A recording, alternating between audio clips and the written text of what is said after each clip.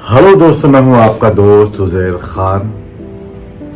आज आप लोगों के सामने एक वीडियो लेकर आया हूं। उम्मीद करता हूं कि आप लोगों को ये वीडियो अच्छी लगेगी।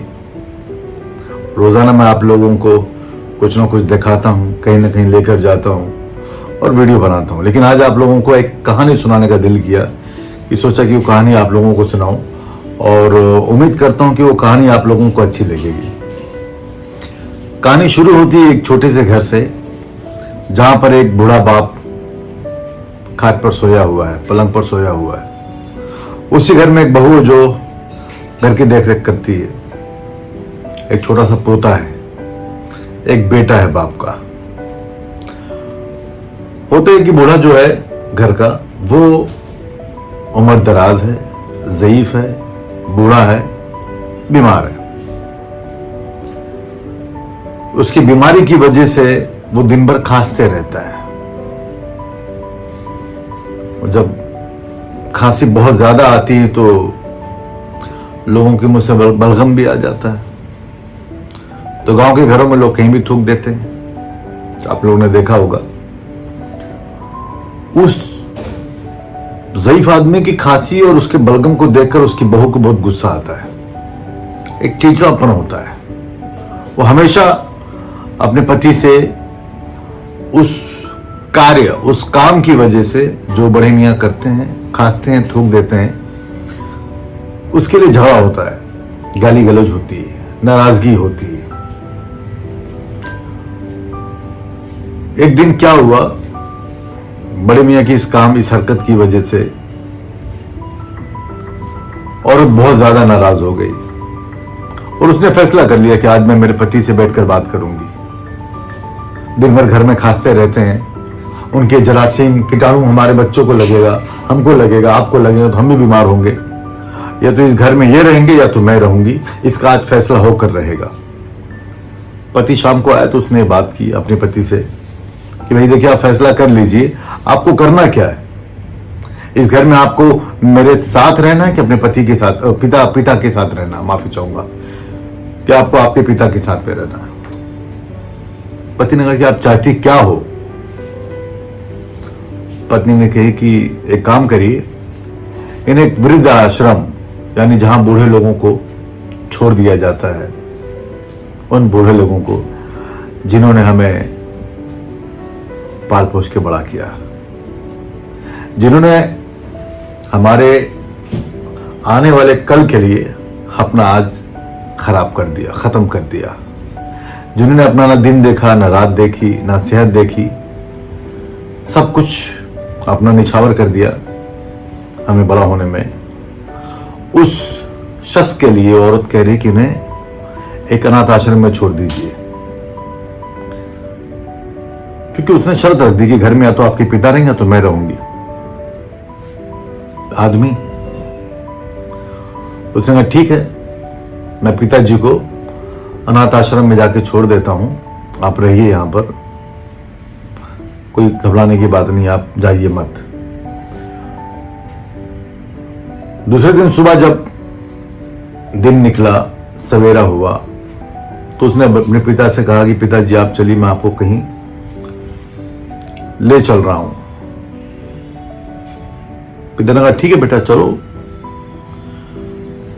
पिता के कुछ कपड़े, चश्मे, जो उनकी जरूरत की चीजें थी, एक बैग में रखकर बेटा लेकर गया अनाथ आश्रम पर।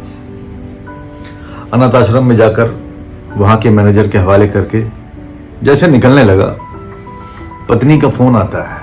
अजी सुनिए, तुम्हारे पिताजी से कह दो कि किसी त्योहार में, किसी मौके पे घर आने की जरूरत नहीं। जब आपको दिल करेगा तो हम खुद आपसे मिलने आ जाएंगे, फोन कर लेना, हम मिलने आ जाएंगे। आपको घर आने की जरूरत नहीं, उनको मना कर देना, वरना किसी न किसी बहाने फिर घर आएंगे वो। तो आदमी ने कहा ठीक है, बात तो तुम्हारी सही है, मैं पिताजी को मना कर देता हूं। अगर आपको मुझसे मिलने का मन करे या आपके लाडले पोते से मिलने का मन करे तो आप फोन कर लेना, हम आ जाएंगे। आदमी यहां मजबूर है, अपनी बीवी की जिद से मान जाता ठीक है। जैसे वो वापस मुड़कर अनाथ आश्रम की तरफ जाता है तो देखता है कि गेट के ऊपर अनाथ आश्रम का मैनेजर और उसका पिता कुछ मुस्कुरा के बातें कर रहे हैं, हंस रहे हैं, मुस्कुरा रहे हैं, बातें कर रहे हैं।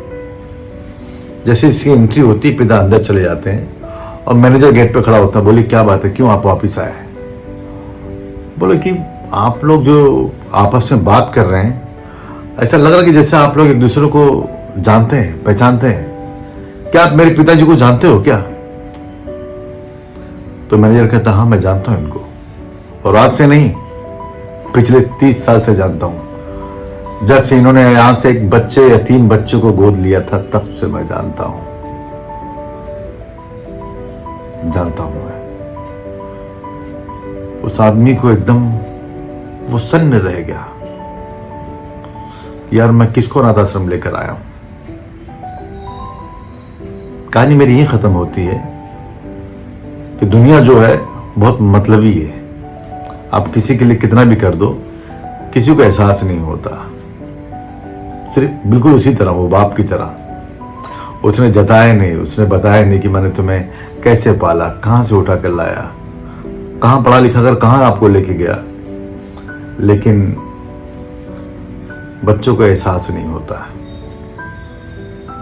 मैंने सोचा कि क्यों ना आज आप लोगों को एक वीडियो बनाकर दिखा दूं कि हम लोग अपने माँ बाप की कदर करें, इज्जत करें, एहतराम करें। गलतियां होती हैं, माफी मांगे, तौबा करें कि आगे हम अपने माँ बाप का दिल नहीं दुखाएंगे, अपने बड़े बुजुर्गों को तकलीफ नहीं पहुंचाएंगे। इसलिए हम कसम खाएं कि आज के बाद जितने लोग मेरी वीडियो देख रहे हैं, वो आज कसम खा ले कि आज के बाद अपने बाप दादा माँ बाप को कभी तकलीफ नहीं देंगे, कभी परेशान नहीं करेंगे, कभी उनके खिलाफ नहीं जाएंगे, वरना बाद में तकलीफ होती है, बहुत तकलीफ होती है। उस तकलीफ को मैं झेल रहा हूं। मेरे पिता नहीं है, बहुत याद आती है। अब ऐसा मन करता कि उनकी कई सारी बातों को मान क्यों ना लिया, मैं उनके साथ ज्यादा वक्त क्यों ना बिता लिया। सब बातें सिर्फ बातें हैं। तो दोस्तों, आप लोगों से रिक्वेस्ट है कि आप लोग अपने माता पिता का ख्याल रखें, खुश रहें। अगर मेरी वीडियो आप लोगों को अच्छी लगे तो प्लीज़ आप लोग कमेंट करें। ज़्यादा अगर आपको अच्छी लगे तो अपने दोस्तों में शेयर करें। थैंक यू वेरी मच दोस्तों, थैंक फॉर वॉचिंग।